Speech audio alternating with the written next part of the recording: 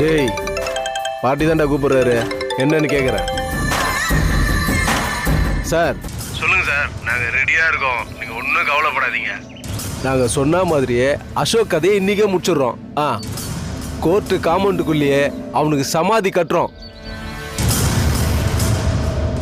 டேய், எனக்கு பண்ண கொடுமைக்கு அந்த அசோக்கு சாகணும்டா.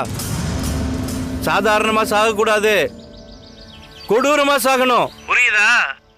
என் பையன் பெரிய பணக்கார பொண்ணா காதலிச்சு ஏமாத்தி கல்யாணம் பண்ணான். இத தெரிஞ்சுக்கிட்ட என் சம்மந்தி என் பொண்ணுக்கு டைவர்ஸ் வாங்கி கொடுங்கன்னு அந்த அசோக் கிட்ட தான் போய் நின்னான். அவன் முடியாதுன்னு தானே சொல்லியிருக்கணும்.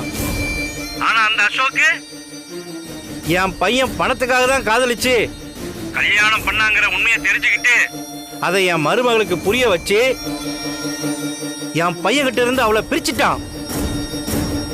பணத்துக்கு பணமும் போச்சு, நான் கட்டி காத்த அந்தஸ்தும் போச்சுடா.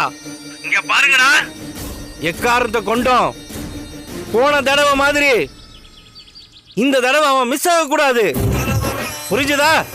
சார் இந்த தடவை மிஸ்ஸே ஆகாது. கொஞ்ச நேரம் கழிச்சு டிவி ஆன் பண்ணி பாருங்க, கோர்ட்லயே வக்கீல் வெட்டி படுகொலைன்னு பிரேக்கிங் நியூஸ் வரும், அதை டிவில பாருங்க. சரிடா.